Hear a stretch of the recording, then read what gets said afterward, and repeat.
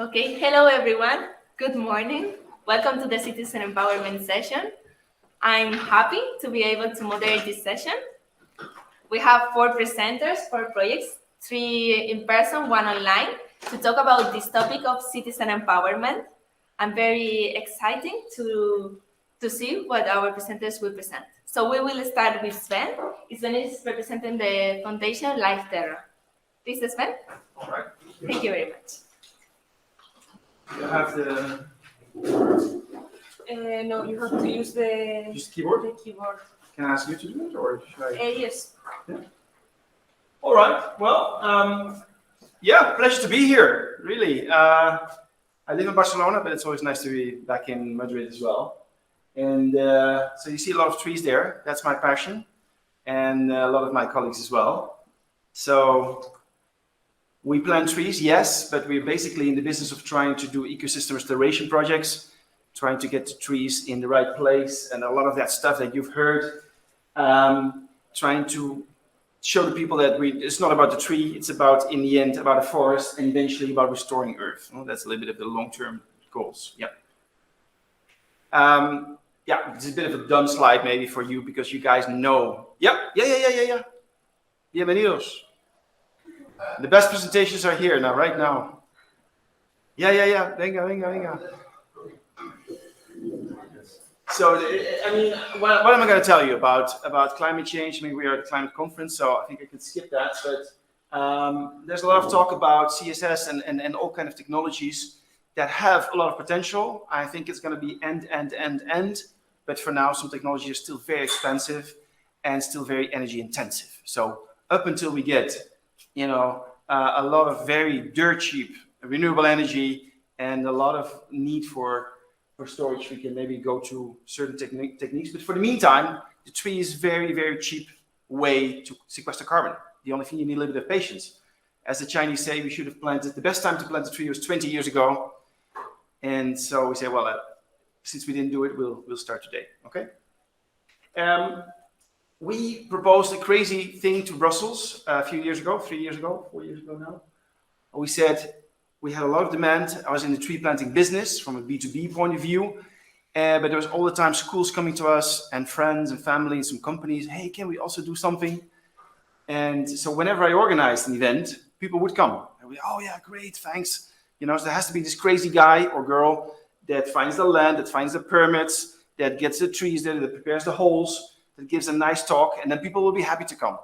So we said, why don't we try to build this movement in which we allow all Europeans, a bit of a big dream, to plant his or her tree. So roughly thinking 500 million trees. And we proposed that to Brussels to build that movement. And they said, yeah, try it.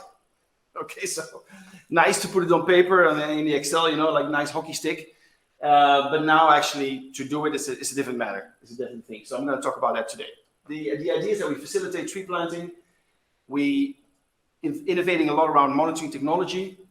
We do a lot of education projects for particularly small kids, for the new generation to get involved. And there's a strong communication component, of course, around this project.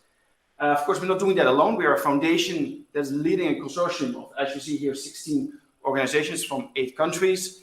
These include universities, research centers, NGOs, companies, some associations to try to be as broadly perspective as possible and to get as many stakeholders involved in this quite challenging task. Yes, thanks. And in order to create more transparency, we said, okay, because there's a lot of tree planting initiatives in the world, as you know, but many times it's far away. People don't know, they don't trust. You say you have 10 trees or 100 or 10 million, but who's going to go and check it? So we said, let's use, I don't have it with me, the mobile phone. Sorry, just to borrow that. And go for the IKEA model. So whenever people are planting with us, they get through a QR code, they can download, they don't have to download anything, sorry, they can go to a browser page in which you can log the trees. So you take a picture of what you just planted, you connect it with the species that day, or one of the species that's being planted that day, and the GPS point of that tree and the data stamp is merged into a data point. And so all those points get on a map, and then we're able to better control and monitor those trees Plus, of course, also we want to give the people a feeling that it's their tree. So a lot of people come back to me and say, hey, Sven, nice this planting, but 2 years later, how's my tree doing? Because you put effort in there. You know, you're making a hole, you do some compost, you do the plant, you do water, so you want to have some, you want to know how it's going, right? You want to see that there's fruits from your labor. So that's what we're trying to offer. And in the meantime, of course, educating and making people more aware about climate change, and that tree planting is not the solution, but is part of the solutions, and hopefully for a little bit more awareness. Why trees? Well, that's a little bit like I said, very cheap technology. It's something that really engages people. So particularly in community plantings, you see that it's a very nice thing to make it concrete for people and to do something about it. It's very solution driven. Also, political parties on the left and on the right, even on the right, we find a lot of people that are actually pro trees. So it's sort of a non-political thing, which is these times is quite important, I would say, in order to try to get your projects done. It's also for all ages. We've done projects with kids of 3-4 years old, like almost falling over. And our oldest was a sir of 87 who said, give me that shovel and I'll plant. So it is very much through all generations, which is very nice. Yes. And so what we try to do is we organize these very highly engaging events for schools, for companies, for groups of citizens, for volunteers, try to bring them together and really make them have a great day in which they learn things, they achieve something, and they go home with a very nice satisfaction about having achieved some local climate action. And then, of course, we map all the trees in the different countries, and they go up to the individual tree points. So if you would zoom in here, and I'll do that now, but you would see up to the different project locations that we have, where all these trees are. Right now we are at 4 million in our third season. So we said, okay, let's do 500 million in 5 years. That was a little bit naive. It just takes a lot of time to build this movement, to build the infrastructure, to get the people on board, to generate funding. So we still have a long way to go, but hopefully today and with these type of occasions, we get more support from other stakeholders. Now, the objective of my paper was to write about Las Rozas because I think there's always a big problem for European projects to get connected to citizens, to the local stakeholders. And I think we are trying to do that with our biggest success so far, which was a tree planting event in November 2022, so just half a year ago, more or less, a little bit more, in which we had 4,000 people joining. So it was really a little bit of chaos. We tested it in 2021 with already 3,000 people. That was already chaos. This was very nice, very intense day, but families planted together with the kids, grandparents, everything together. So it's a very nice example of, this is the mayor of Las Rozas and his team, very much committed to get the local people involved in these type of activities. And I think this is where we can contribute as Life Terra. And so here are much more details about, because I have only 10 minutes, right? A lot more details. Tree is a symbol for change, a symbol for awareness, and as such, trying to fill the gaps in these cities with either very low density plantings you see in the top, but we also have more dense plantings like Miyawaki forest. I'm not sure if you ever heard about it. It's like a super dense type of forest in which you create basically an urban jungle on a very short space, on a few hundred square meters, that cannot be used and where you can involve a lot of schools in order to get involved. So we have a bit of a track record. We started in the COP25. Remember that event here in Madrid? We were the only tree planting initiative. We followed that up with 2 other what you call citizen tree festivals. And now we're going to scale that up to basically get all the schools of Las Rozas involved, all the classes, not all the classes, in a certain age bracket, to get them involved and get them out in the field. All right. And we've done that in many cities now, more and more. Nice, for example, in France, in Den Bosch, the Netherlands, Lisbon, Ostende, which is Belgium, Dublin, Cologne, Rome. Well, I can go on, but basically we see that finally the cities are waking up, that there's a pollution issue, there's an urban heat island effect, there's flooding, there's lots of stuff happening, and trees can be an interesting part of the solution, particularly if you involve those local stakeholders.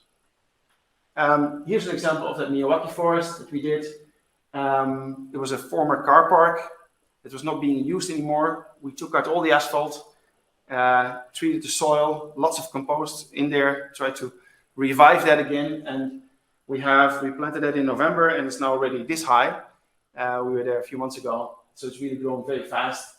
And we did over 22 different species in there, very mixed, very high density, in order to have a very competing forest and a very fast growing, like I said, urban jungle. Yes. And then some examples from the Netherlands. This is in Den Bosch, school planting of different schools that come out of different ages as well. Just 800 trees, but for us, any tree counts. Yes. And a university where the graduates would always receive this pen with the Avans University engraved in it, and nobody was using it. So we said, why don't we change it for a tree? You know, your career, you graduate, your careers start to grow, the tree grows with you.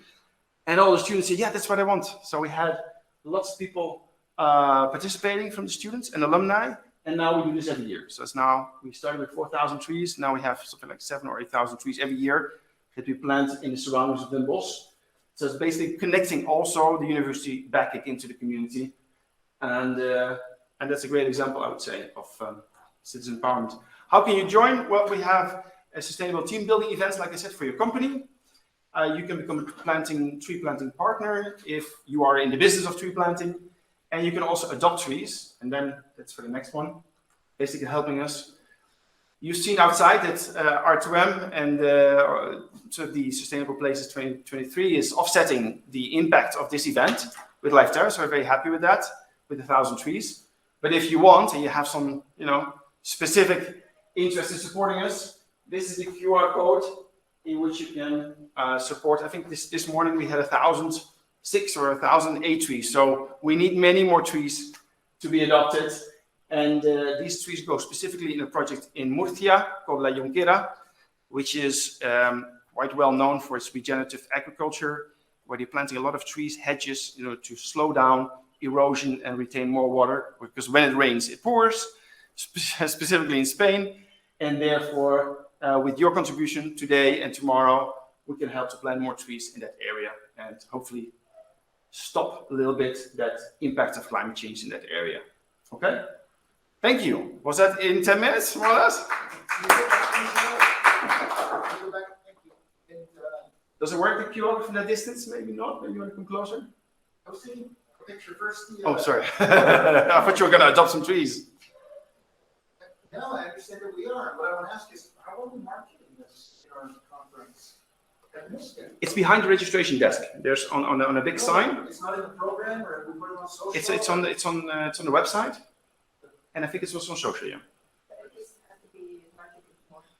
No, it's Awesome. Yeah, when I learned about this, it's also, but I didn't know it was you until now. It was with you. I have a question. Please. I heard sometimes in these kind of projects that I'm not sure, like some companies that they plant the trees, but then maybe the tree dies because they do not plant maybe the right tree in the right place. But I want to, like, how do you make sure or ensure that the tree that you are going to plant is gonna grow or in that area? It's like, do you somehow verify this or? Yes, so we have special monitoring technology developed, like I said, in which we either go back regularly to the place in order to measure the survival rate and the growth. And there's satellite verification as well in place, but there's no guarantee because we have something called Mother Nature, and we have, as you are Spanish, so you know what it can be, a Spanish summer in Madrid or in Castilla-La Mancha, or so we try to do whatever we can to ensure that we have success. Deep soiling in order to create space for roots to grow, the right tree with the right prepared sapling at the right moment. So we try to plant in every time more in autumn, so before the winter rains. And then we have commitments with landowners to take care of the trees. But then again, we have lots of success stories with 85, 90% survival. And then we have also some stories with only 20, where we have to go and replant. And that's just what it is. But the aim of us is, of course, to have thriving forests in the future. Yeah. But that's much easier in the Netherlands than in Spain. Definitely. Yeah, but it's unnecessary. So it's end, like I said at the beginning. Yeah. I was thinking, like, for example, in Murcia, maybe it does not rain. So the reason why there are no trees in that area is because it does not rain. So I was like, Yeah, no, it is a big concern because they use all the water for the broccoli to grow broccoli or lettuce and not for trees. So, but in this particular project in La Junquera, they have drip irrigation, very efficient drip irrigation. They use a lot of mulching in order to try to retain the moist in the soil. So mulching around the plant of straw or any other organic material that they have. So they do a lot to try and have the best survival rate, because for them, the trees have also an economic purpose. So but they do that also with the trees? Yes, so they have almonds, they have olives, they have all kind of, but also bushes in order to, stop erosion, etc. So they have an interest that these trees survive. Can you just plant a tree? Obviously you need to know which kind of tree you have place, but do you need a special permit or something, or you can just do it if you want? That depends on the landowner. If it's a private landowner and he or she agrees, then you can plant. If it's public land, then most of the time you need a permit, unless that's a dedicated area for trees. But I have to say, I think 40%, 50% of our time is finding land. Yeah. Because you go to Colombia, you go to several places in Africa, and you have hundreds of hectares. Go ahead. But of course, around Paris or around Milan or around Amsterdam, that's very, very difficult. So that's the biggest challenge for us, to find land. More than maybe, also the financing is also difficult, but I mean, to find places around cities is the biggest challenge. Yeah. Could you please explain the specific process? Imagine that my son's school, they want to go for this planting campaign. Yep. So how will it exactly work? In specifically the steps, so we have to contact you and then. Yeah. So that's a very good question. Lifeterra.eu. There's a contact form, and then you can sort of indicate that you are a school or you are a collective, you're a company. I'm interested in planting, or I'm interested in education program, and then the colleagues will contact you. And schools don't pay, so schools are for free up until 16 years. And we try to get the money from the companies to help pay for the schools. So if a company plants, they pay for the trees and for and a small fee for the event, and then they co-sponsor a school. So if they plant, thanks to them, also a school can plant. So it gives them also a nice PR objective. And in fact, with R2M, we're going to plant in November, more or less, in the vicinity of Madrid. And so then we can also have both things. Yeah. Is your project finished? No, we just finished our third year. We have officially 2 more years to go, but I think probably still have 15 or 20 years to go. Because it's a foundation, it will live on. We have from Brussels only very small bit of co-funding. The actual question is the long-term business model, how it works. The long-term business model is that we have a margin on the trees. So if you adopt trees with us, it's €6. And our cost price depends a little bit on the project, because we have very expensive 20 trees in a schoolyard, very expensive, versus a project with 50,000 trees, in which the trees are per tree, let's say, lower cost, right? So the foundation has a margin. With that, it lives and it co-funds its projects. We're now in the business also of getting official carbon credits on some of our projects, and that will hopefully also help finance and scale and allow us to scale up further. So it's also a combination here of finding individual company donors. We just had a guy who got married. He said, I have everything I have. All the gifts were converted into euros. And he said, well, this is all going to go to our family forest, €8,500. So that's nice. Those things, there's a lot of potential for people to get involved at one tree or many more trees. Yeah. So you showed a slide with several stakeholders, like people involved. So they participate in the foundation. Can you describe a little bit their role? So they are just member of the. No, they're their own organization, but basically it's like an umbrella, like any other European project, in which there's one consortium leader, which in this case is the foundation, and that is pushing all the different partners So they play a to role do their bit. Okay. Yes. So it's not that they just support, With money? No. not with money, but with tasks specific in the project. No, yes, you do. Yeah, we have technology partners that help us build a platform of monitoring technology. We have education partners that build the schooling program. We have communication partners like Agencia EFE in Spain or Euractiv. They write, It's just a consortium with different roles. Yes, exactly.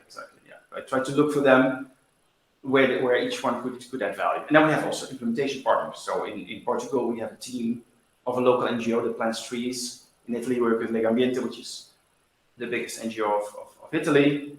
So that helps us to create some numbers. Okay.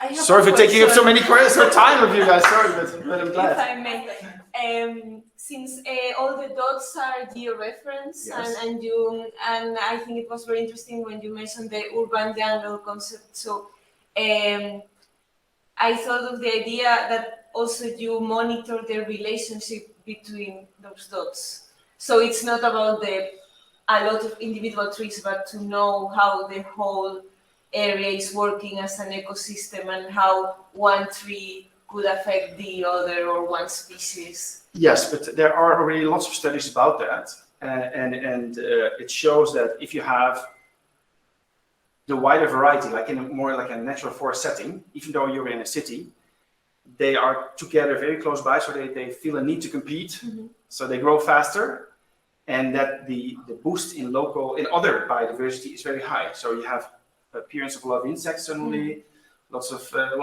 vertebrates, birds come in suddenly, and so there's a lot happening. How it exactly works, we don't know, but there's this interaction and this basically, you reactivate the dynamismo in such a system. Totally.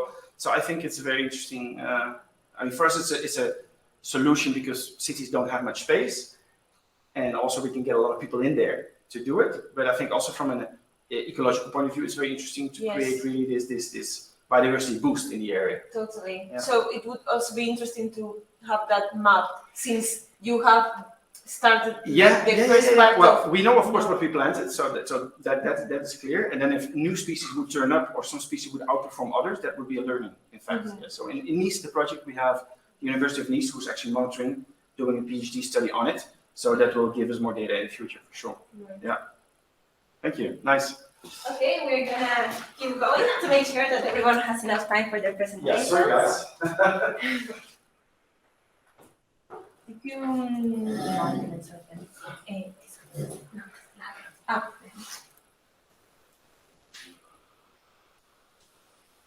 Thank you very much, Sven, for your presentation. I really enjoyed it. And for me, this is not only an example of citizen empowerment, but for me, it's an example of hope. So to see this kind of projects, it gives me hope for humanity in general. Well, next time you're going to help me, friends, so welcome. Let's do something in Barcelona. Okay, thank you very much. We are gonna keep going with our next presenter, that is Jairis from RINA Consulting, and she's presenting the MEDiate project.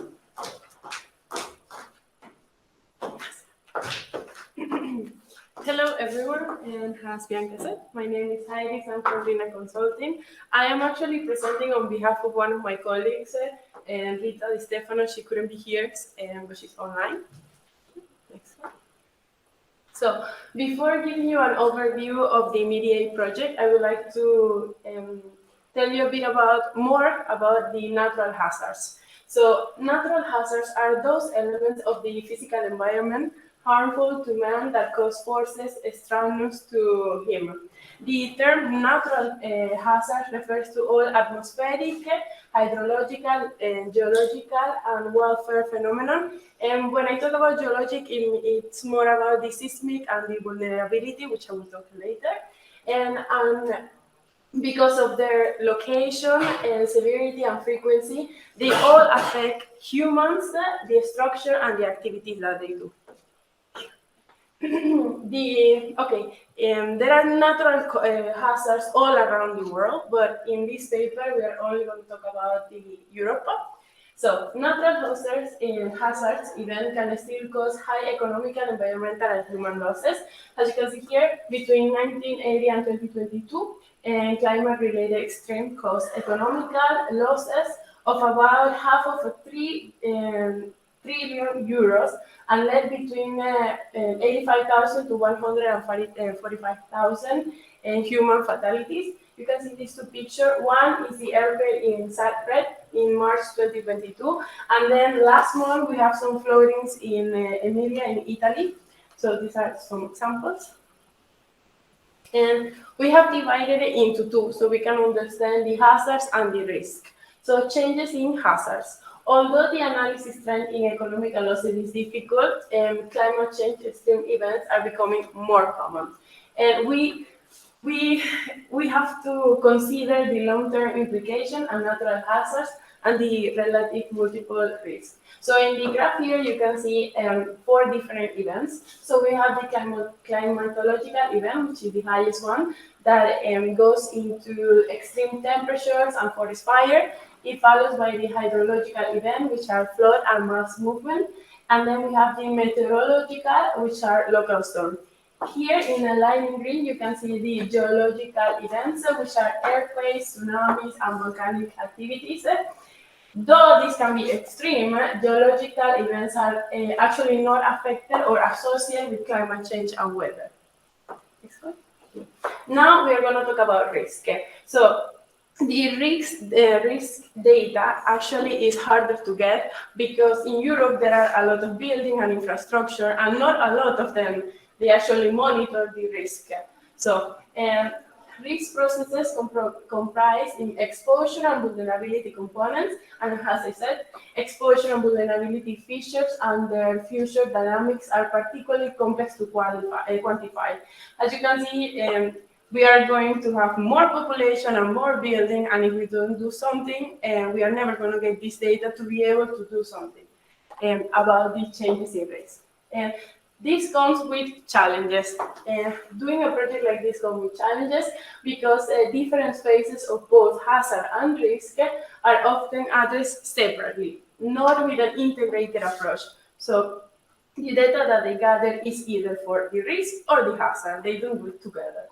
And risk analysis are not performed from a multidisciplinary team. So when it goes to the risk, probably will be analysis professionals. And then when it goes to the hazard, probably geologists and all of engineers. So they are not working together. So they should be like an integrated physical, economical, and social impact so we can see the actual result. Compounding and cascading effects of hazard are not regularly included within the risk and the resilience assessment. So all of these challenges are making decision makers struggle to comprehend and understand the local hazard change impact. So they cannot make a decision because they don't have the accurate data. Next, thank you. So after the overview of natural hazards, I'm going to present to you the MEDiate project. It's a Horizon Europe Call 2020, the section of disaster resilience and society. And the aim is to improve disaster risk management and governance. I am going to read this part and try to make it a bit clear.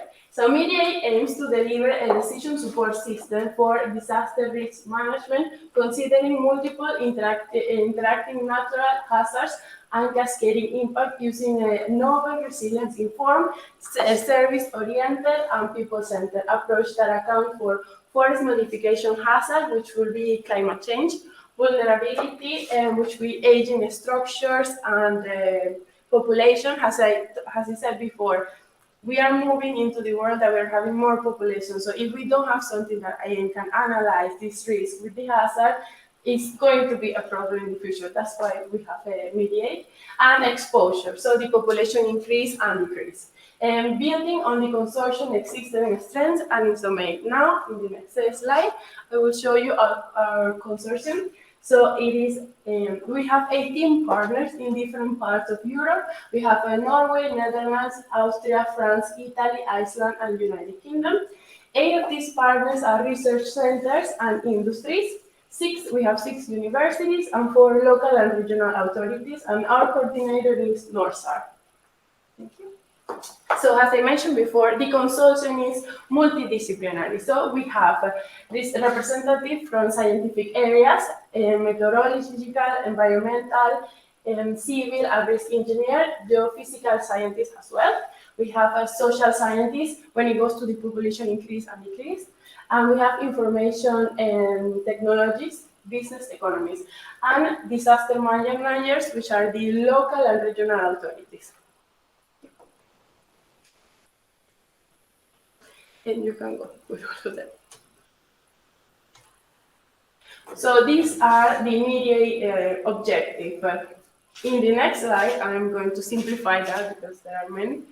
I'm going to do it. Thank you. You can do all of that. Thank you. So the objectives of how we are going to do this. We are going to develop a model of compounding and cascading effect and to apply this within the risk and the resilience assessment. And we are going to implement those models within an accessible, user-friendly IT, just because at the end, this is going to be used by all stakeholders, users and governments. So we need to have we need to create an IT system that they could use without being too confused. And so that end users can understand, quantify, and visualize future multi-risk situations, so the scenarios. These scenarios will account for ongoing trends in terms of hazard, demographic, geographic dependency, and vulnerability. Thank you. Here is the risk-informed decision support system. And so it is how we are going to make this. First, we need a multi-hazard disaster risk assessment, which will be done in scientific models and scenarios. Then we have the service-oriented and multi-objective optimization. Then we have the decision-maker requirements and preference, and followed by the context-driven solution implementation of action and support policy to improvement.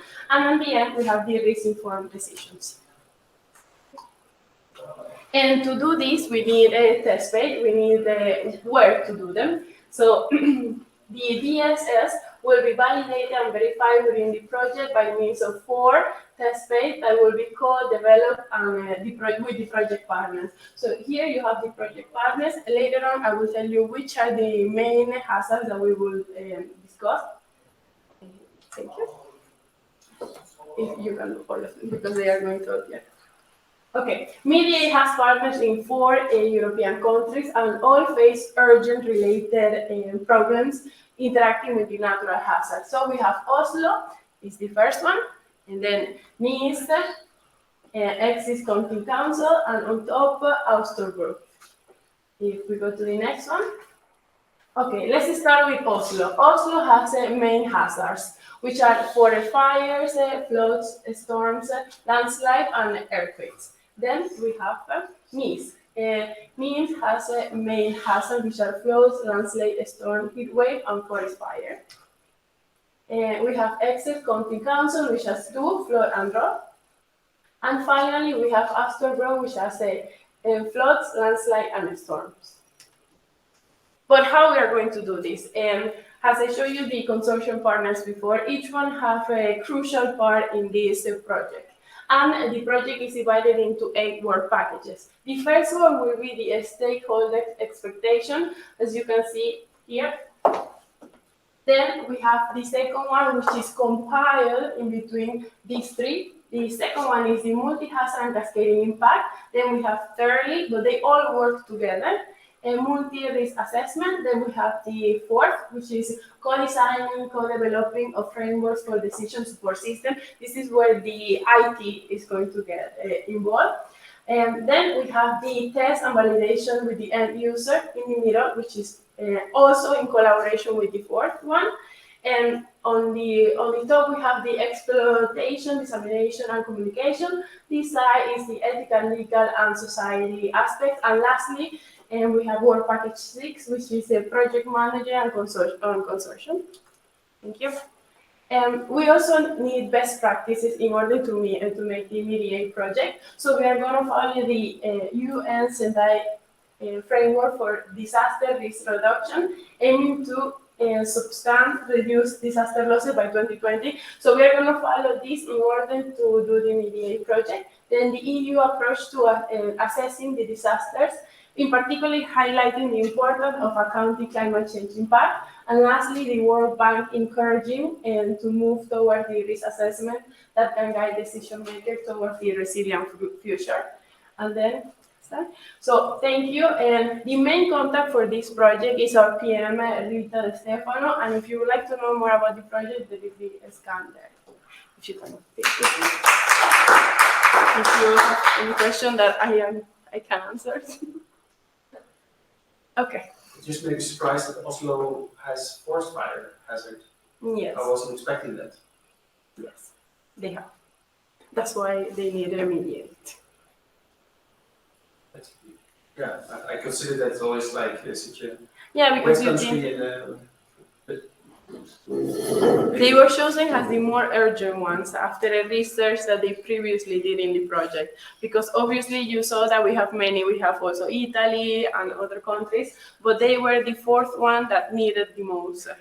And they have places where there could be, we could do further analysis and research, because yes, maybe there was a country that was in the middle, but they don't have the place or the tools to be able to analyze it. Or, as I said before, the risk. We don't have enough data of buildings, because Europe is big, we have a lot of infrastructure, so perhaps these were the four ones that had the most data accumulated. And obviously also, also has a lot of data as well. What was the problem that was in Iceland? In Iceland? Yeah, it was not Iceland, Mark? No, it was I don't remember. It was at the beginning of the other one.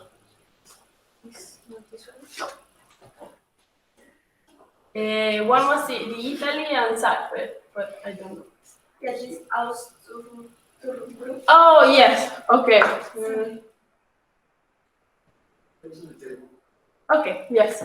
In this one, flood, landslide, and storms. So they have these three main problems, which MEDiate problem. And as you can see here, there is kind of a link, no? We have floods, landslide in three of them, and storm as well. So it's easier to compile this data in the IT user-friendly software that they are going to do. The website based, because it's website based. Okay. Thank you very much.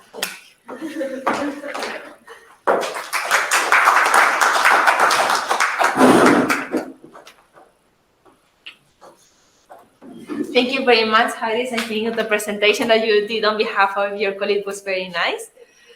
Definitely, like all these risk assessment for these hazards, that's something that we can see with climate change, that it's more and more present. So I think that with this project, I hope we can really have an impact. So next presenter is Thomas. Thomas is the founder of R2M Solutions, so it's a pleasure to have him here. And he's going to present Super-Heero project. Thank you, Thomas. Thank you. Let me just get the picture before we zip through. Get super. Now, which is a little to the left, so we have the Super-Heero title in there. Thank you. Are we doing 10 minutes and then 10 minutes questions, something like this? Yes. Okay. We still, this session is until 5:30, if I'm not mistaken, so we still have 45 minutes. Okay. It's enough time because we only have two more presentations. Sure. Okay, 2 after this one, or this one included? This one included, and then Carlos that is online. Okay, great, thanks. But I'll move quickly. I have quite a few slides, but I'll move quickly. So just impressions, and this project is my passion. I love it. So go, R2M, we're a great company. We like to put things on the market. Go, good-looking people, about 10 years old, and we like to do R&D and push it on the market. Go. We're 3 companies in one. We do innovation, we do consulting to push those innovations in the market. Hey, important person, you should try doing something new. In the middle, when we meet great people, we try to become their advocate and push them into our territories and what we do. Go. So back to Super-Heero. Go. We're live. It's happening right now. The project's closed. And we're doing Super-Heero. I was on a webinar last night. We're out on the radio. These 2 campaigns are open. So as of this morning, maybe it's updated now. We're crowdlending. So if you go to www.superhero.com, you can participate in Super-Heero. You can go crowdlend a PV system on this supermarket. And this is what we'll be talking about. So this is, what's happening. I know you wanted to see that bigger. Keep going. So here's a research question. So premise, supermarkets consume a lot of energy. We have refrigeration systems and we have air conditioning needs inside the structure. So all interventions have a return of investment. So I can keep that as a supermarket if I do it. If I give it to an ESCO, the ESCO can keep all of the return of investment, but maybe we can divide that up amongst some people. And if we divided it up amongst some people, would the people be interested? And if the people were interested and they participated in putting a PV plant on their supermarket, then afterward, would they change their behaviors at home? And would the supermarkets then do more of that because then they can form a new relationship with their shoppers? Could we do all of that? So that's the research question. So we had a research project, a life, to investigate this and to create this movement. And there are three main ways to do that. We'll get to that in a second again. Go win-win-win, some objectives in the project, some great partners working on that, fine, go. And three ways. We're innovative financing schemes. We're funded by innovative financing. So you can do crowdlending, you can do EPC contract, or you can do as a service, lighting as a service, air conditioning as a service, etc. Next, but what we found out, the true superhero is someone that can put all that together. So maybe I get leasing on my lights, maybe I get a different model for my refrigeration system, maybe I can combine it with the local incentive, and then maybe I can offer that to the supermarket in a community context, connecting to the tree planting campaign. That's a superhero. And then the next other superhero is, if you can do this, can you make a multi-sided platform and ecosystem? So if I have lots of supermarkets and lots of crowd, that's going to attract lots of technology providers that want to do that, and then ESCOs are going to get behind us. But first, I need to have supermarkets that say yes, and then it's really hard to build a community of crowdvestors. And once you can start that, it all starts to happen. Go. So we have a 5-step process. We go discover the supermarket, then we help with the technical design, business plan, marketing, advertising, fundraising, and then implementation, monitoring. We celebrate, and it adapts to any supermarket, any type of stakeholder or ownership structure. So I'll give some examples on that. So we know supermarkets are different. They can be urban, they can be periphery, they can be superstore on the outside. We know they can be old, they can be middle-aged, they can be new. They can be franchise-owned, co-owned, or owned by the brand. It doesn't matter. They can all use an LED. So great. You're doing great on timing. Thank you. So maybe we're working with the brand, and the brand, they know better than me the energy performance of their supermarket. They know better the technologies. They get 1,000 calls a day by people trying to promote the next new thing. But what they don't have is the connection to the shopper. And what they don't have is permissions to open new supermarkets in new areas of the community. So we can, even with them, create brand loyalty. Some of them have told us what we really want is to help our grumpy staff, because we don't do enough for our staff. And if we could give something to them, that would be good. Actions in the community. And there are some things on innovative technologies, but the brands also now have to prove that they're doing things in ESG and corporate social responsibility. So if they do something with us, it's good PR, it's good branding. Go. Another example is, think of the franchise owner. The franchise owner doesn't have all that support, doesn't have an energy manager, most likely doesn't have cash on hand, isn't the expert, wants to outsource, doesn't think about energy efficiency every day. So there we can add some real value. And if they work with us, we can get some real buzz around that store. There's some things happening that typically don't happen in that shop location. Go. Back to the process. Go. So business plan design. This is our second supermarket we're doing, 83 kilowatt peak system, and the numbers are interesting. I mean, that supermarket's getting a great deal in 30 years, even in 10 years or 20 years. And can that be divided, or why shouldn't they do that? They're not doing it because they don't have cash on hand. And if you go to a bank, it takes 3 months to get a response. They had to refinance the supermarket chain in the crisis. They had some problems. So they actually have a cash concern. So can we help get cash and unlock this investment? We make a business plan and we co-design it. So in this second pilot, they'll put 20, we'll put 15, and we'll take 60 from the crowd. Fine, and we make those decisions together. And once you have a CapEx, we can ask, the supermarket, how do you want to participate, in what conditions, what interest rates, and what do you want to offer? A bonus, a coupon, I don't know, but let's create a campaign that has some buzz. And then tell me, if you want to pay it off in 7 years, it's just math. What the monthly rate is going to be. And if you want to do it in 5 years, you got to pay more now. If you want over 10, the rate's going to go down. So let's make those decisions together. Next, back on the process. And our rewards program, this is where it gets interesting with the trees. What we're generally doing is we're trying to promote local. So we partnered with EnergyCrowd, and our platform is built on EnergyCrowd. It's a white label. So we take their engine, because crowdlending is regulated. It's like a bank. You can't just code this at home and go do it. And they have 12,000 investors already. So when we open at the national level, it closes in 2 hours. So we lock it to the store level, the local level, for a couple of weeks, and then 1 week to the region, and then we let it go national. Interest rate, 7% local if you have a card at the store, 6% anywhere in the nation if you have a card, and then 5% for everybody. And then we send them the link to the card. So, hey, why don't you think about getting a card to the store, and then we can go tell the store that we got so many cards in our campaign. And that allows us to sell something different than competing against every other person that's trying to sell PV. We're bringing a different value proposition. And then bonus program, 0.5% for first timers and 0.5% refer a friend. And then there's other stuff. That's on our side. This is on the partner side. So here in Padova, our first pilot, we coupled down in MEDiate. That's where once a year they open up the public garden. So we gave away free tickets. So if you invest with us, we'll just give you a free ticket. My cost was €10 a person. 4 people actually took me up on that. So we had €40 cost, but we marketed the heck out of it. And then here we go. We paid €100 trip to Padova. Yeah, in Padova, they have this program, Albigliamo Padova. And with their, it's not the tree cost that, but it promotes other things the community is doing. So we'll have 4 trees in Padova for that. In our second pilot, we finally unblocked the store to invest coupons.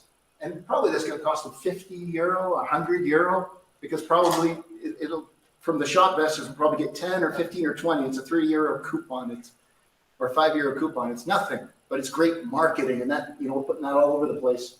And they also have an EV point there. They have a joint venture called C Recarica. So if they invest in our campaign, they get a free charge. And then we get to promote that on the C Recarica networks. Go.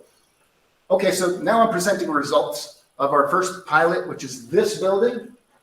Via RINA in Padova. Environmental benefits, the partners involved. And the really cool thing here is not a project partner.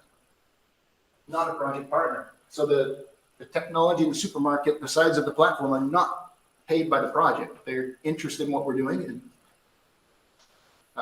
the supermarket designed some stuff. They put all of our feedback as social. We made some postcards. This is part of it that we put at the cashier to go out to people. Go. And that's the result right there. So the mayor came to our inauguration. The mayor had never met the supermarket owner. He ran off with a certificate. This guy is guilty. He took the certificate because he wanted to put it in his office and show off what happened in his community. Of course, the supermarket couldn't say no, so we printed another one. And this guy is involved in a disabled community center that can't afford PV. And he asked, could you help us with our community center? We were there the next night, talking to the community center to see if we can get the community now to help put PV on this. So anything, a sports center, churches, energy communities, associations, we can work with communities to crowd lend efficiency measures, empowering citizens. Go. What a great night it was. Go. There we are on the roof. Go. There's me. I'm looking at the Super-Heero. He's coming in. And there's the PV system in the back. Go. That's the installer, not the project. Great guy. Aperitivo to celebrate at the end. Everybody making a little talk. Go. Going on the roof. Installed. Go. Go. Great results. So here are the 35 investors. So now I have a database and I have data and I have a community. These are the people I can email for my next campaign. And I can tell them, hey, we have 1, 2, 3, 4, 5 new investors that have never done this before. 2 people opened the card. We can see the mean interest rate, and it's close to 5. It's not close to 7. It tells me more people were general public, non-card holders. We had 13 investors from the region, 22 nationwide that had the card, or 5 new investors, 16 had the card, and 19 didn't have the card. And this was a real nice quote to receive here. Thanks for that free ticket. It's my own city and I'd never seen the gardens. So there's a happy person, which makes good stories. I wanted to say it twice. I was that happy. Good. So we did a survey. How did you find out about the campaign? For our next campaign, we're beating on marketing saying, you didn't do a very good job. everybody heard about us from Energy Crowd, and it makes sense because they have 12,000 people on their platform, but still I can tell the media people there, you didn't do anything, huh? We even did better than you, we're just the European project, and some other channels next. And then we asked, how important were these factors in your decision to invest? To invest in sustainability, very important. Important is this one. To support Natura C, doesn't seem like it was the main driver. The idea of the project, putting in the whole idea of Super-Heero, putting shoppers in touch with their supermarket. I got some red in there, a little more toward the important. And then the interest rate, of course, is the spike in importance here. The 7% or 6%. And if you go to a bank, my bank, I'd get 0%. So 5, 6, or 7 is not bad. This is good. Which is more true? This project gives me a more positive impression than Natura C. They like to see this versus not influenced. And then next, also, I'm more likely to shop now at Natura C. I didn't even know the store existed. Now I like to shop. Fine. And then my shopping habits will stay the same. Next. And then who are you? Demographics in terms of age, most 40 to 49. Not so many young people. Next. And are you male or female? Mostly male, but they say, I don't know yet, that women invest more. And this is Energy Crowd, because they have a portfolio of 90 projects and 17 million of projects to date. And then key lessons learned. Getting new people into the ecosystem takes a lot of work. So to convince people one by one, and we need to find levers to do that. So now imagine I open a partnership with you. Your people are already sensitive to this entire topic. So what we did wrong is we stood in the supermarket with our poster and assaulted Senora Smith that came in shopping for milk. She wasn't there to talk to me about as much as I like Super-Heero. She wasn't there to talk to me about that. She was there for milk. So we need to find these levers and pull those levers to get people into the ecosystem. But once it's there, we can curate it. And people were all watching it. The shop, I couldn't put in the slide, and I hope he's not listening. The shop franchise owner watched it for 3 weeks, and the second it closed, he emailed saying, damn it, you didn't give me time to invest. I missed it. I'm supposed to invest. And he was all mad with me. I'm sorry. I told you. When I hope it's nationally, it's going to close. Fine.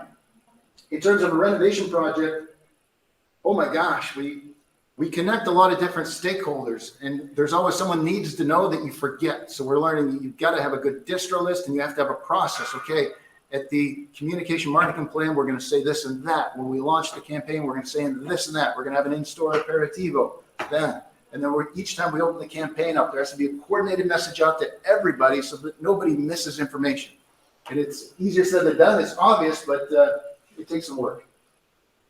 Supermarket loved the result, but they weren't confident. That's why I'm so happy with the funding we received, the LIFE program, because without that first example, you can't get it. And the second one's going so much smoother. We made great connections to the municipality, and the bonus program was great for value for money. Go. In terms of the European project, we came in as a coordinator because the previous coordinator went away. And we came into a project that didn't have any supermarkets and didn't have anyone to make this crowdlending platform because we didn't figure out that's really what we needed until year one. So we invested, and by invested, we became shareholders in Energy Crowd. We became shareholders in a joint venture that Natura C was doing, Sierra Carica, to get influence with them to make them do what we wanted in this project and to partner and work with us.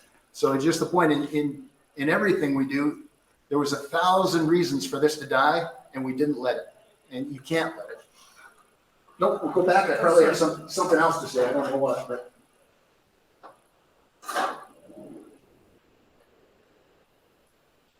All right, project closure. We're very proud. We have a registered crowdlending platform. Funds are collected. PV is installed, and new projects in the pipeline. So we'd hope to get many more projects, but now they're coming. And our next steps are to reach out to the next supermarket chain. We have some identified, but we can't service them yet. We now have number 3 and number 4 waiting for us, and we told them to slow down a second. And we need the first non-R2M proponent to step in, another ESCO that embraces this model and does it, because we need more people doing it to scale it. Next. Second pilot, Pordenone. That's the building, that's the PV. That's us in the shop doing our in-shop thing to kick it off, the coupon.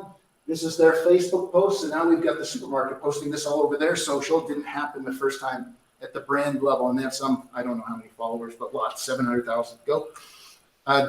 We've rebranded instead of being Super-Heero, Human Energy Efficiency Retrofit Optimized, one of those acronyms at the U level. No, now we're everybody together for sustainability. We'll put that under the logo because it's a little bit easier to understand and it ties to the Crowdlending. Go.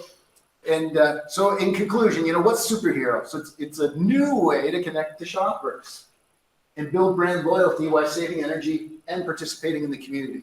And if we can solve those values, then we can get some margin markup. How we do it? By making energy efficiency upgrades with technologies that are available. It's not the technology that's the problem. It's the person that stands in the middle and says, I'll take the risk, I'll put it together, I'll write all the stuff, and then I'll do it. And then next, and sharing the benefits with the community. Happy shoppers.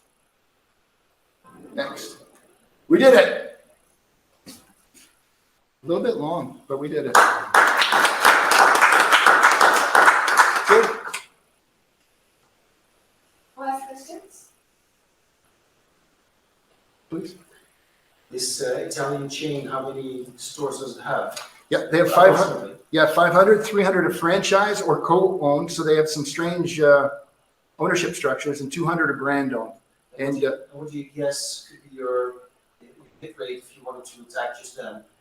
Could 10% want to do this, or what's your even more. more? And the energy manager at the store level has to fight a campaign internally to do energy efficiency. And then he has, with the management, they don't believe in PV. But we're not a PV project. We're in anything the supermarket needs project. But they started with PV because it's easy.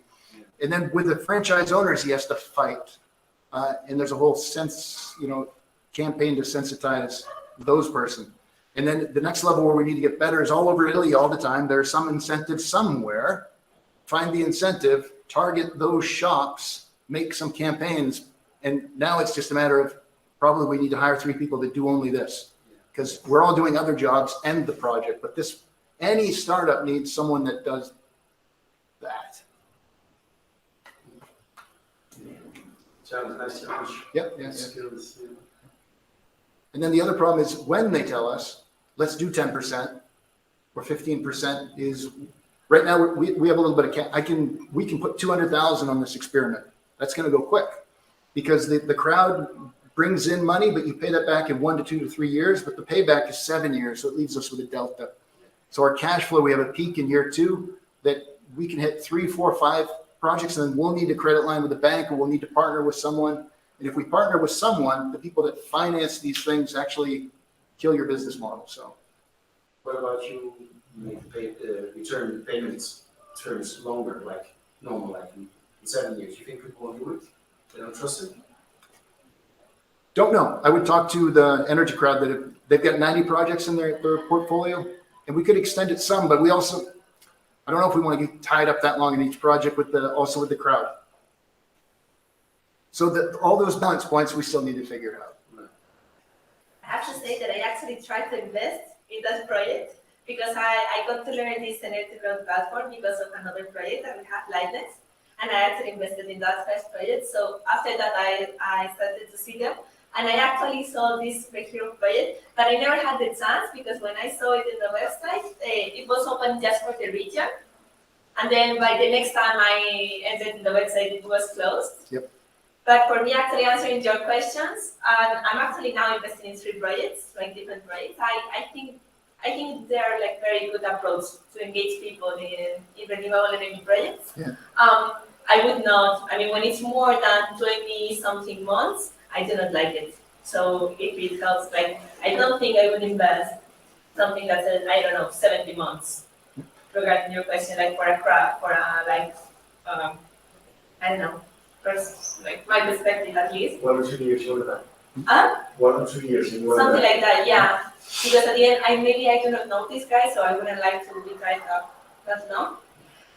That's from my perspective. I thought I was just going to share. Sure, thanks. And I think a lot of people are like you, but once money's in the platform, people keep it there and they just cycle project to project. And we do a good job, us and Energy Crowd, or we need to aspire to, of curating the community. So I get an email from them each week. They have their monthly newsletter, and you know, it becomes a movement in itself, which is kind of cool. And there are blue sky, just one sec, there are blue sky laws in Europe. So these platforms should be able to operate in all countries. Super-Heero is coming to Spain a year ago, but Italy hasn't ratified the EU regulation. It should be out 2 months ago, last month, this month, and now we're saying in this month. But hopefully by the end of the year, we're here in Spain. We've already worked with Dia and Cobrian, and we'll see. I'm sorry, you. I just was wondering, I mean, I like the idea. Is there any interest connected to energy communities somehow? Yes. There is. How, or is there already a approach or an idea how you can connect it? Yes, you just need a project developer that's capable of doing an energy community. So project number 3, which they emailed me last night, it's a supermarket that needs 44 kilowatt peaks. So this guy's killing me because he only wants PV. But actually, there's also a different store opportunity to do lighting and refrigeration. But in this store, there's 44 kilowatt PV, and it's attached to a condominium. So it's an urban supermarket that's attached to a condo. And on that roof, we just made an offer for 19 kilowatt peak. And he's asking, can we make this an energy community concept so we could connect the condo to the supermarket? And my response was almost, because we haven't released the final regulation in Italy on energy communities. So we don't know the math. We don't know the incentives. So we're all just sitting there waiting for this to come. But yes, so any community, once again, whether it's a sport center that has members, a tennis club, the church, and I mentioned that because in Italy, the church is the patron has, I don't know how many properties. And that's a very active community. So any community. But we'll also expand to retail points and then to commercial shopping centers. Commercial are bigger. And then you have all of the different shops in them. So we're working with IGD. They're one of the leaders in commercial real estate spaces in Italy. So when it hits, we're going to get run over and we'll see how it Thank you very much, Tom. So we have our last presentation.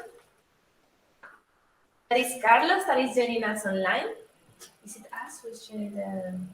Yes, we have to stop sharing. Él tiene que presentar su propia... Sí, vale. Carlos, you have to present your own presentation. Sorry, we didn't... Okay, sure.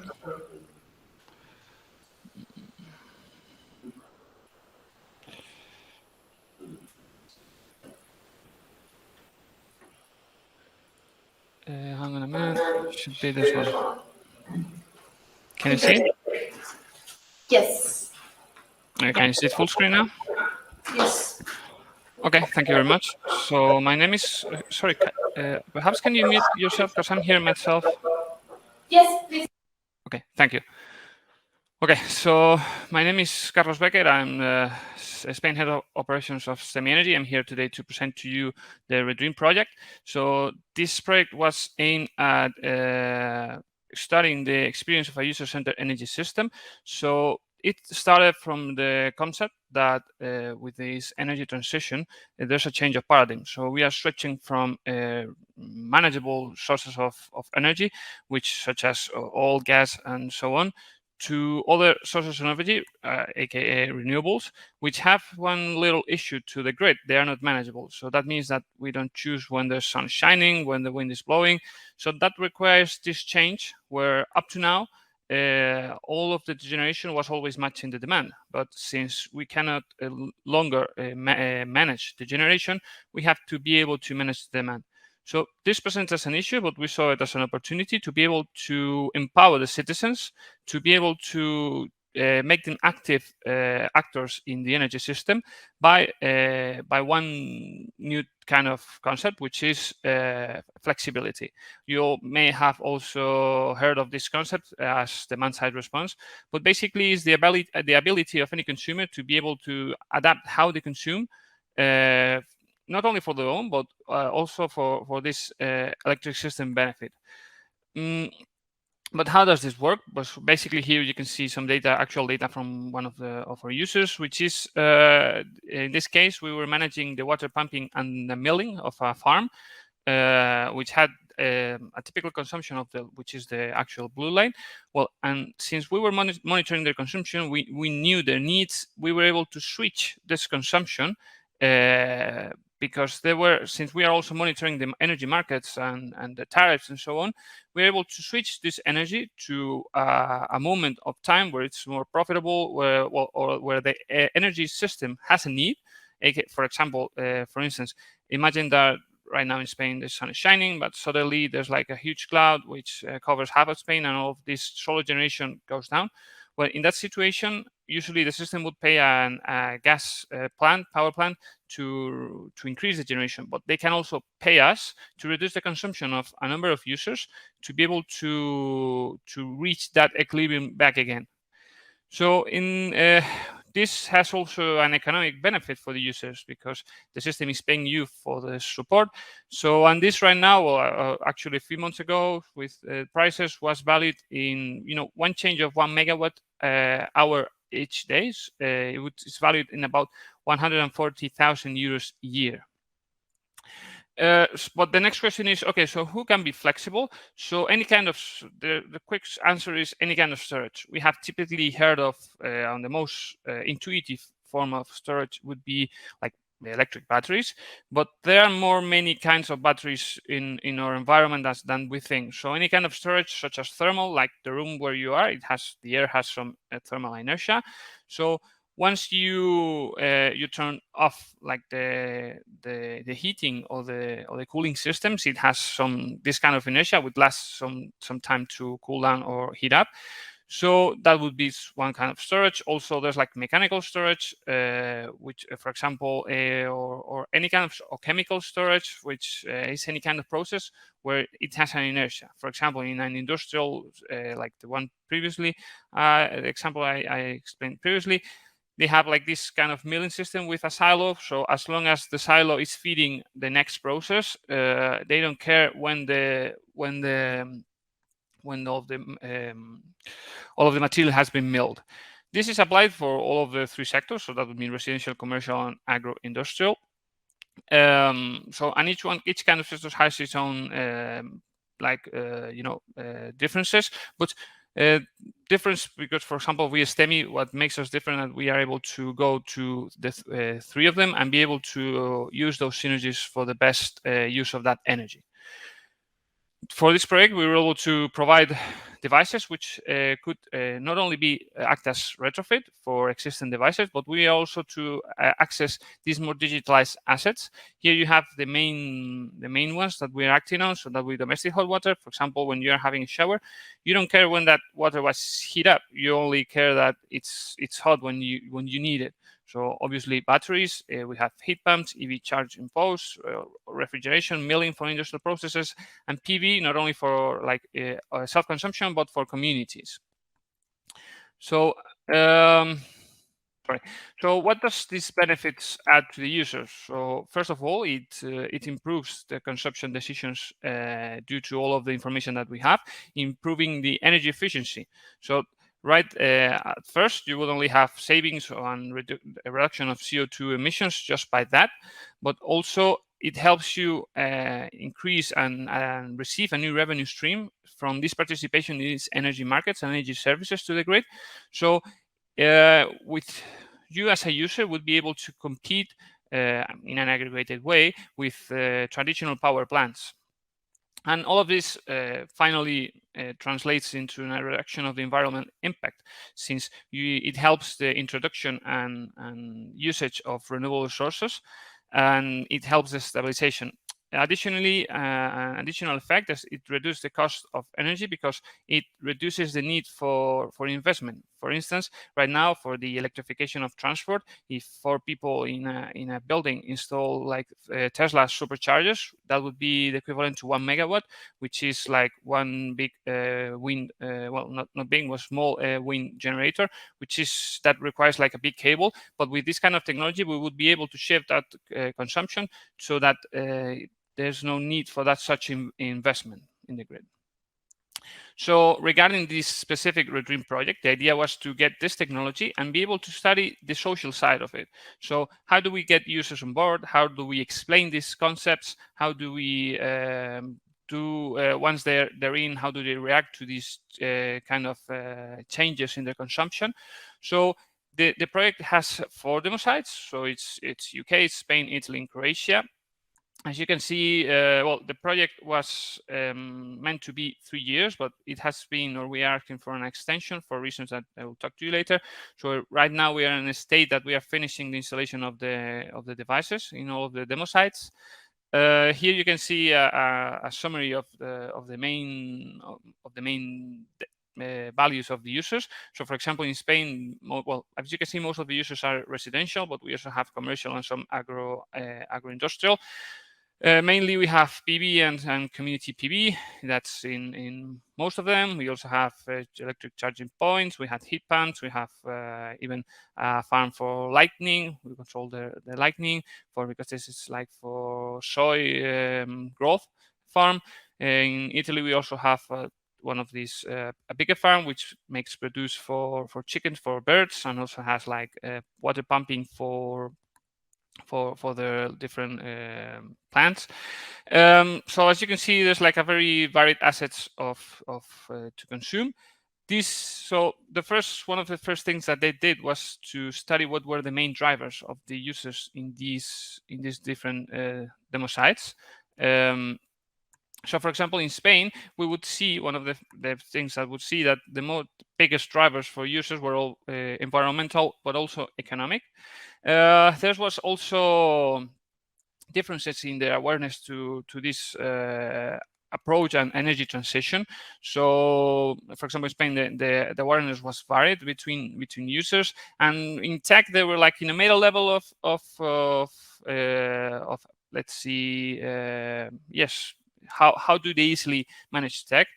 So also it is helped as in Spain, for example, the age range was a bit like lower than, for example, in the UK, where all the main drivers were, on contrast, environmental to the communities. It's how can we help the environment through a collective change. So which goes very in consonance with that they were very active for this change, for the transition. But however, in here, as the age group was big older, the tech abilities were a bit less compared to the other countries. In Italy, in contrast, they have like a main environmental drive. Also here, it was very, since the project was very we work a lot with energy PV community. So the public that we had is very, since they were like very embarking this idea, which is kind of new in there. So they're very active for change, but however, also they had like some more difficulties with the tech. And finally, in Croatia, the main drivers were economic, to save money, and also functional. So because one of these solutions, since you have to monitor, you have all of this data, in the end, you have a great visibility of your consumptions. So it gives you like a more functional approach. So what's going on? How can I control my devices? So that was a big driver. In regarding sustainability, they were the least conscious of the 4 demo sites, and in regarding tech, they were like as the age group was lower, they were very like they had the best hands-on experience. Below, you can see some of the examples of devices that were installed in different countries. So here you can see, for example, management of hot water. You can see different batteries, electric radiators, also consumption measurement. So what were the main challenges that we found during the project and that we are actually finding right now? So first of all, it's the difficulty to explain this concept, sorry, of demand response. It's something that for people which are not into the energy industry, it's kind of abstract. So, for example, they don't actually understand how stopping the consumption is equal to generating. So I guess that for someone who hasn't been working with this, it's like a foreign concept. Also, there was a challenge in the mixed level of technology and dependence on others to manage this technology. Since this is a technological solution, it's paramount, and I mean it's an imperative to be able to use, be able to manage with your computer different browsers, mobile apps, and so on. And that was sometimes, and it's kind of an obstacle. Also, when carrying this installation of these devices, we are all aware of this boom in PV and heat pump installations to all of these incentives from governments, which is great. But for us, it's created a kind of an issue because, for example, to install like a 90 kilowatts PV installation compared to installing a few devices in a house, which then the devices are new, it's sometimes difficult to find the right people and, to convince them to start on board with this kind of technology. Also, another barrier that we found is like we kind of need quite a lot of information from the user's house to be able to design a solution that fits their house or their, office or whatever.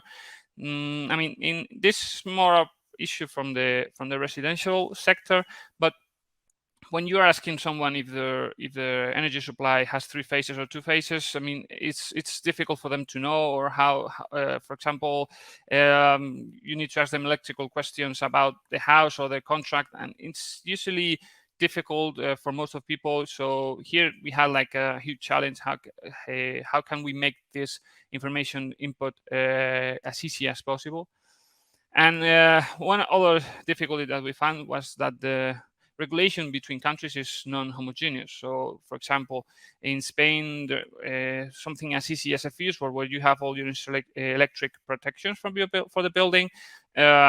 Each one of the 4 countries, the typical fuse board are completely different.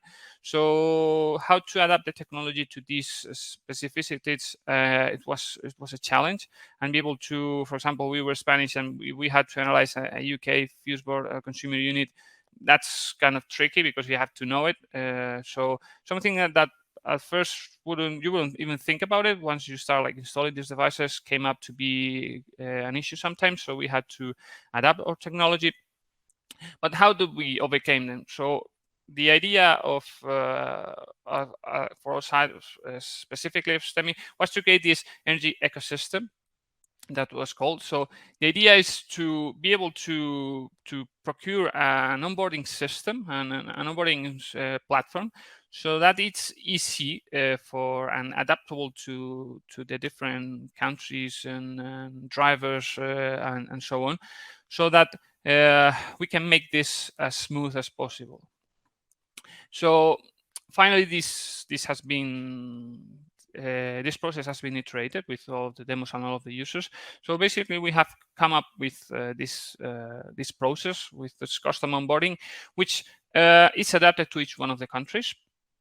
So that helps us, for example, with the regulation part of the different drivers for each one, so we can stress different parts of the process and how it's going to benefit them.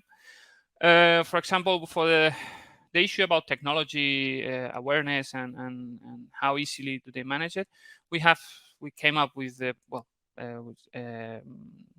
with the solution that each one of the managers of these demos can fill in the user's information themselves. So that helps the gap. So since we went to communities or yes, which were which were based in trust, so they allowed, and they also had previously most of the information that we needed. So we allowed them to fill in that information, so that all of the process would be smoother. For example, for the installer part, we developed a separate branch of the tool, so that they could install a number of installers, so they could, with a different pool of them, always someone is available. And also we adapted the process so that the information can be presented in very small peels. So the user, when it gets into the ecosystem, doesn't have this information anxiety or is like infoxicated as I have sometimes heard. So each time is like little steps, which you always see how they're gonna add to the overall experience. So finally, the process, the general process was so the user usually it's invited by the user, it registers, fills in a profile, they complete a survey, so we can get a lot of information. With this, we can assess suitability. And what we are able to do is we offer them terms and conditions of the service, and we finally create the solution which is tailored to their needs. Finally, was just the installation phase, where the demo with their local contacts are able to assign the installers, and then the installation is done. This has been a process which has been iterated and with endless iterations, and with quite a very, very useful feedback from our different demo and from users, which have very willingly participated and used this kind of new technology. But we have got there, so we think it's being a great success. Right now, we're very happy with the amount of installers and power that we are being able to manage. And in the future, what's the goal of the project is to be able to manage these devices, to provide these with the energy efficiency, and be able to participate at least in a simulated way, because right now in most, except in the UK, but it's not regulated yet. We are waiting for this regulation, which should be in Spain, for instance, done by the end of this year. And I mean, so right now, in a more like simulated way, we're able to know what would be the potential benefits for the users. And also, I mean, it's a great value, all of this information from all of these users, and how do they have been struggling with this process for a constant technology, which is going to be key in the future for this energy transition, which requires all of the integration of this renewable. So yes, and that was all of it from me.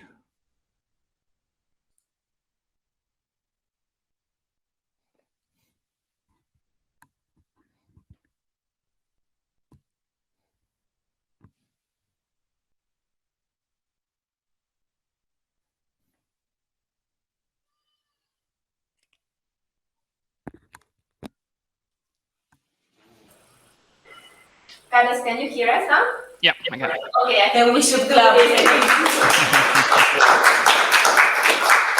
We were muted, so you couldn't hear us. I was asking, does anyone want to make a question for Carlos regarding the flexibility project? Yeah, then we have one question here. How do you see in the future in terms of scaling up? Because what I gather from what you said is that it's a hard process to get people engaged. Like, how do you see we can reach the level of flexibility we need at a global scale in the future? So this is going to be a very organic process, I hope, because so the first thing is to explain to people that this kind of technology exists, and then the way that we introduce it to them, and actually it's being very successful, is that first of all we explain them about energy efficiency, which is something everyone can understand, and then once they see that they have the technology, that it's what the kind of devices, we go a step further and introduce the flexibility concept. So I mean, and also a way that's going to be that we have to improve. Well, it's going to help is the use of these communities. So, for example, in Spain we collaborated with an energy community called Energética. So they're like very innovative in how they offer their products to their users, and there's this trust that we say. So at first they perhaps don't understand it as much, but they trust these communities, and then it's just a matter of transparency, of explaining the different steps and how what can they expect. So this is going to see at least, I'm talking about residential level, which is kind of the most difficult. However, in the commercial and industrial, this is something which since they have usually people who are exclusively dedicated to the energy part, something most of them are already aware of, and it's being, I mean, it's growing quite a lot since we see that the regulation is coming soon.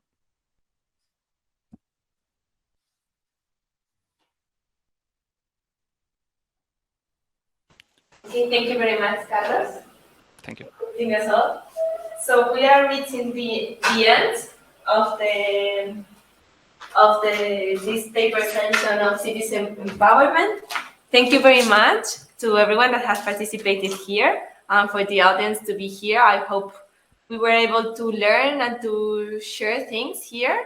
And of course, I think we are doing a lot of good things towards citizen empowerment. We have seen many different projects, different initiatives approaching it in different ways. And I'm personally very happy to see that. And I hope we keep working on this line. Thank you very much, everyone.